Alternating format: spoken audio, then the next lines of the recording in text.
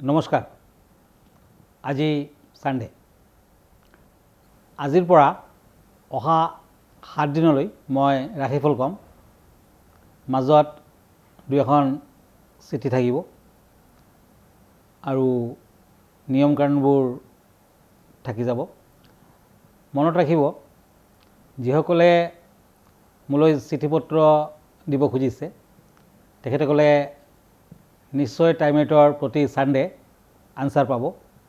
আৰু চিঠি পত্ৰ পঠোৱাৰ ঠিকনা astrologer Kiro Yang, Ratnakuber gems and jewellery, Manipuri Basti, Guwahati 7।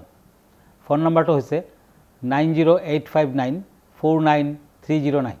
আমাৰ ইমেইল এড্ৰেছটো হ'ল kiroyangastrologer@kiroyang.com। ধন্যবাদ। এতিয়া মই টেৰট কাৰ্ড মতে প্ৰথমতে মেষ ৰাশিৰ ফলাফল ক'ম। এৰিছ, দুখন টেৰট কাৰ্ড লৈছোঁ, কাপছ এণ্ড পেণ্টাকলছ।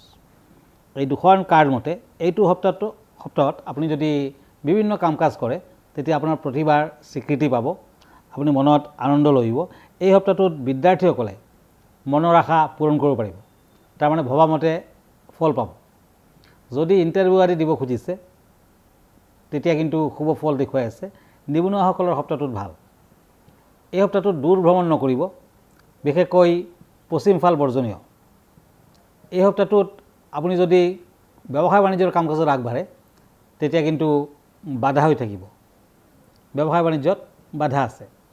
অৱশ্যে সপ্তাহটোৰ শেষৰ ফালে টকা পইচা হাতলৈ আহিব আৰু সপ্তাহটোত পাৰিলে দিন দুখীয়াক সেৱা কৰক, দান ধ্যান কৰক, ভাল হ'ব। লাকি কালাৰ হ'ব গ্ৰীণ, লাকি নাম্বাৰ হ'ব 1। ধন্যবাদ। এতিয়া মই বৃষ ৰাশিলৈ গৈছোঁ। Taurus, swords and ace of swords. এই দুখন কাৰ্ড মতে বিভিন্ন দিশত বাধা বিঘিনি থাকিলেও সপ্তাহটোত লাহে লাহে আগবাঢ়িব পাৰিব। পাৰ্টনাৰশ্বিপ ব্যৱসায়ত যদি আগবাঢ়ে তেতিয়া শুভ ফল পাব। জীৱনত প্ৰেমৰ বৰ্ষণ যেন হৈছে এনেকুৱা আপুনি অনুভৱ কৰিব পাৰে। প্ৰেম প্ৰীতিত শুভ ফল পাব, বিয়া বাৰুৰ ক্ষেত্ৰত শুভ ফল পাব। এই সপ্তাহটোত যিকোনো কাম কাজৰ ক্ষেত্ৰত আগবাঢ়ি যাব পাৰিব, তেনে বাধা নাই। সপ্তাহটোৰ চাকৰিয়ালসকলৰ কিছু অসুবিধা দেখুৱাই আছে। শত্ৰু বৃদ্ধিৰ যুগ প্ৰবল। মংগলবাৰ দিনটো পালন কৰক, হনুমানৰ আৰাধনা কৰক। এই সপ্তাহটোত পাৰিলে একেবাৰে শেষৰ ফালে দূৰ ভ্ৰমণ কৰিব পাৰে, কিন্তু উত্তৰ দিশ আপুনি বৰ্জন কৰক। Lucky colour red and orange, lucky number 6। এতিয়া আহিছোঁ মিথুন ৰাশিলৈ, জেমিনি, কাপছ এণ্ড পেণ্টাকলছ। এই দুখন কাৰ্ড মতে বিভিন্ন দিশত বাধা বিঘিনি দেখুৱাই আছে। অৱশ্যে ব্যৱসায় বাণিজ্যৰ কথা যদি ভাবিছে কিছু কিছু ক্ষেত্ৰত আগবাঢ়িব পাৰিব। বিশেষকৈ আপুনি যদি লোহাৰ বেপাৰী নতুবা কিতাপ পত্ৰৰ ব্যৱসায় বাণিজ্য কৰিছে তেতিয়া কিন্তু আপুনি আগবাঢ়িব পাৰে। সপ্তাহটোত যিকোনো দিশত আপুনি যদি আগবাঢ়ে লাহে লাহে আগবাঢ়ক, নিশ্চয় ফল দিব। বিদ্যাৰ্থীসকলে অশুভ ফল ভোগ কৰিব লাগিব। বিশেষকৈ বিজ্ঞান বিভাগত যদি আছে তেতিয়া বিভিন্ন ধৰণৰ বাধা বিঘিনি দেখুৱাই আছে। এই সপ্তাহটোত আপুনি ইণ্টাৰভিউ আদি দিব খুজিলে কিছু বাধা আছে, নিবনুৱাসকলৰ বাধা আছে। সপ্তাহটোৰ শেষৰ ফালে হাতলৈ টকা পইচা আহিব। গণেশ দেৱৰ আৰাধনা কৰক, পূজা পাতল কৰক, ভাল ফল দিব। বুধবাৰ দিনটো পালন কৰক। Lucky number 3, lucky colour bottle green. এতিয়া আহিছোঁ কৰ্কট ৰাশিলৈ, কেঞ্চাৰ, ওৱান্স এণ্ড পেজ অফ শ্বৰ্টছ। এই দুখন কাৰ্ড মতে শত্ৰু বৃদ্ধিৰ যুগ প্ৰবল। আপোনাৰ জীৱনত এইটো সপ্তাহে কিন্তু যথেষ্ট উন্নতি দেখুৱাই আছে। অৱশ্যে এই সপ্তাহটোত অন্ধজনক দান ধ্যান কৰিলে বিশেষ শুভ ফল পাব। সপ্তাহটোত বাধা বিঘিনিৰ মাজেৰেও আপুনি আগবাঢ়িব পাৰিব। একেবাৰে শেষৰ ফালে বিশেষ শুভ ফল লভিব। শনিবাৰ দিনটো পালন কৰক। এই সপ্তাহটোত কোনো ধৰণৰ ড্ৰাইভিং নকৰিব, সৰু সুৰা দুৰ্ঘটনাৰ যুগ দেখুৱাই আছে। সপ্তাহটোত টকা পইচা কিন্তু হাতলৈ আহিব। লাকি কালাৰ হ'ব স্কাই ব্লু, লাকি নাম্বাৰ হ'ব 8। ধন্যবাদ। ইতিমধ্যে মোৰ হাতত কেইবাখন চিঠি আহি পৰিছে, গতিকে মই প্ৰথমখন চিঠি লৈছোঁ। এখেতে লিখিছে, MK হালৈ, বৰপেটাৰ পৰা লিখিছে। কিৰোয়াং ডাঙৰীয়া নমস্কাৰ ল'ব। টাইমেটৰ এই প্ৰগ্ৰামটো আমাৰ সকলোৰে প্ৰিয়, গতিকে ধন্যবাদ থাকিল। মোৰ জানিবলগীয়া কথাটো হ'ল, শুনিছোঁ অহা 29 তাৰিখে 29 এপ্ৰিল অক্ষয় তৃতীয়া। আপুনি সেই বিষয়ে কি কয়? হয়, ঠিকে শুনিছে আপুনি। যদিও 29ত লাগিব কিন্তু তিথি চলি থাকিব। নেক্সট ডে একচুৱেলি 30 এপ্ৰিল, 30 তাৰিখে অক্ষয় তৃতীয়া, আৰু সেইদিনাখনে পূজা পাতল কৰিলে বিশেষ শুভ হয়। অক্ষয় তৃতীয়াত বৈভৱ লক্ষ্মীৰ পূজা পাতল কৰা হয়। আৰু কথাত কয় যে এইদিনাখন যদি আপুনি সোণ, ৰূপ, তাম, পিতল আদি ক্ৰয় কৰে গ্ৰহৰত্ন ক্ৰয় কৰে তেতিয়া কিন্তু বছৰটোৰ ভিতৰতে আপোনাৰ বহুগুণে সা সম্পত্তিবোৰ বৃদ্ধি পাব। গতিকে বিভিন্ন বয় বস্তু এই দিনটোত ক্ৰয় কৰিব লাগে। আৰু শুক্লা তৃতীয়া বা শুক্লপক্ষৰ তৃতীয়া তিথি এই দিনটোত বিষ্ণুৰ ষষ্ঠ অৱতাৰ পৰশুৰামৰ জন্ম হৈছিল আৰু সেইকাৰণে এই দিনটো পৰশুৰাম জয়ন্তী হিচাপে পালন কৰা হয়। বেদব্যাস আৰু গণেশে এই দিনটোৰ পৰাই মহাভাৰত ৰচনা কৰিছিল। এই দিনটোত সত্যযুগ শেষ হৈ ত্ৰেতা যুগৰ সূচনা হৈছিল আৰু অক্ষয় তৃতীয়াৰ দিনাই ৰজা ভগীৰথে গংগা দেৱীক গংগা নদীত মৰ্তলৈ আমন্ত্ৰণ জনাইছিলে। এই দিনাই কুবেৰৰ তপস্যাত তুষ্ট হৈ মহাদেৱে বৰদান কৰিছিলে আৰু কুবেৰ যথেষ্ট ঐশ্বৰ্যশালী হৈ পৰিছিলে। গতিকে এই দিনটোত কুবেৰ যন্ত্ৰৰ পূজা পাতল কৰিব লাগে, কুবেৰৰ পূজা পাতল কৰিব লাগে। অক্ষয় তৃতীয়াত বিষ্ণু লক্ষ্মী দেৱীৰ পূজা পাতল কৰিব লাগে, গণেশৰ পূজা পাতল কৰিব লাগে। অক্ষয় তৃতীয়াৰ দিনাই লক্ষ্মী লাভ হৈছিল বুলি এইদিনা বৈভৱ লক্ষ্মীৰ পূজা পাতল কৰা হয় আৰু এই তিথিতে পুৰীত জগন্নাথ দেৱৰ ৰথযাত্ৰা নিৰ্মাণৰ কাম আৰম্ভণি হয়। বৈদিক বিশ্বাস অনুসাৰে এই পবিত্ৰ তিথিত যিকোনো শুভ কাৰ্য সম্পন্ন কৰিলে সেয়া অক্ষয় হৈ থাকে, অনন্তকাল ধৰি ইয়াৰ শুভ ফল আপুনি লাভ কৰিব পাৰিব। আৰু এইদিনাখন যদি আপুনি বিভিন্ন ধৰণৰ বয় বস্তু ক্ৰয় কৰে আৰু যদি দান কৰে বিশেষকৈ দুখীয়াজনক, তেতিয়া কিন্তু দানৰ পুণ্য বহুগুণলৈ আপুনি পাব পাৰে।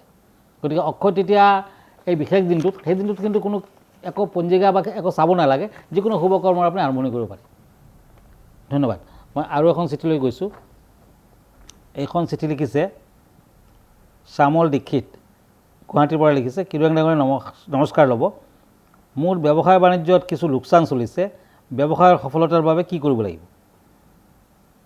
ব্যৱসায়িক সফলতাৰ বাবে আপুনি কিছুমান কাম কৰিব পাৰে।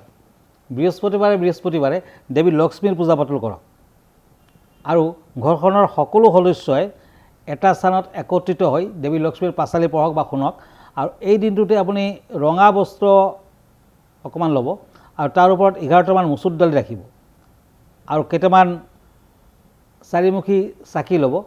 চাকি 4টা ঘৰৰ 4টা কৰ্ণাৰ জ্বলাই ৰাখিব আৰু তাৰ পাছত লক্ষ্মীৰ পাঁচালি, হনুমানৰ সুন্দৰকাণ্ড আদি পাঠ কৰক। তেনেকুৱা যদি ৰেগুলাৰলি কৰি যাব পাৰে তেতিয়া ব্যৱসায় বাণিজ্যত সফলতা আহে। ধন্যবাদ। এতিয়া আকৌ সিংহ ৰাশিলৈ গৈছোঁ।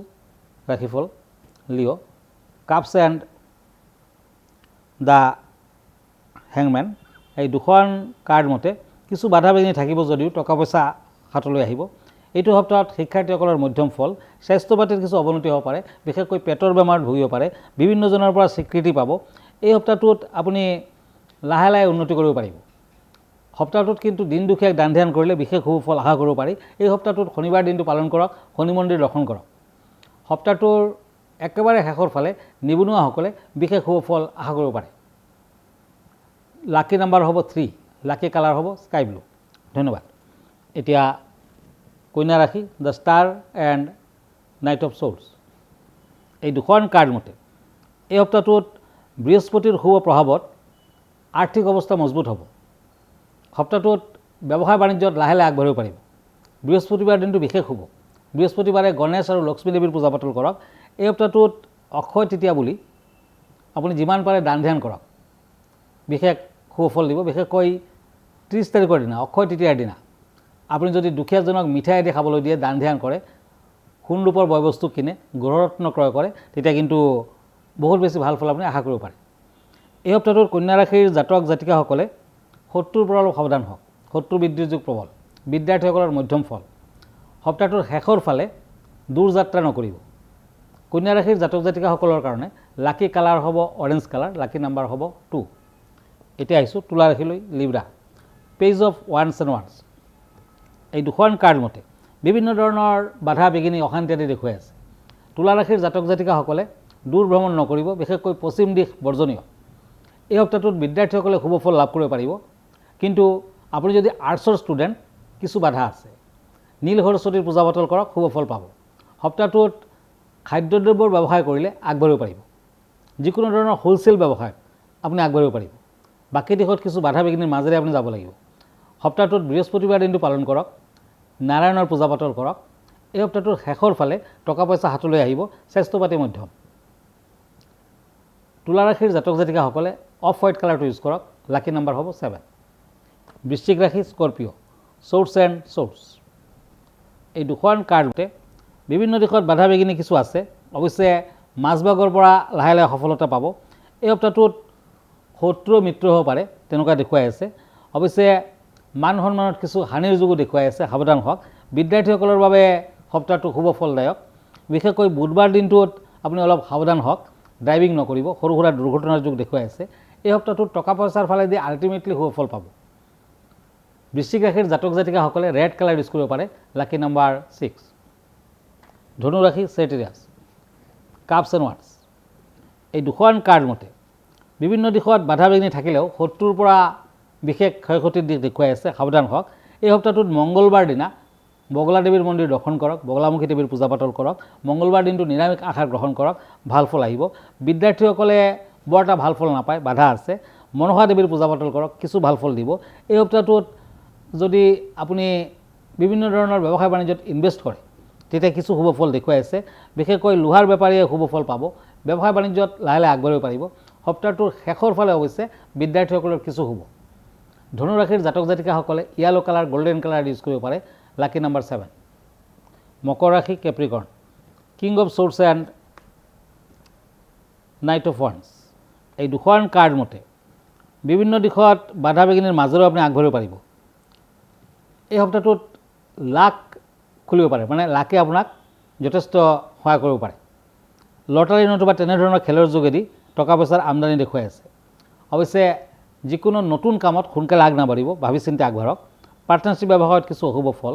সপ্তাহটোত বিদ্যাৰ্থীসকলে সাৱধানতা অৱলম্বন কৰক, বাধা বিঘিনিৰ মাজেৰেও আপুনি আগবাঢ়িব পাৰে। এই সপ্তাহটোত যিকোনো দিশত আগবাঢ়ে আপুনি কিছু বাধা পাব, তাৰ পাছত আগবাঢ়িব পাৰিব। স্বাস্থ্য পাতিত মধ্যম ফল।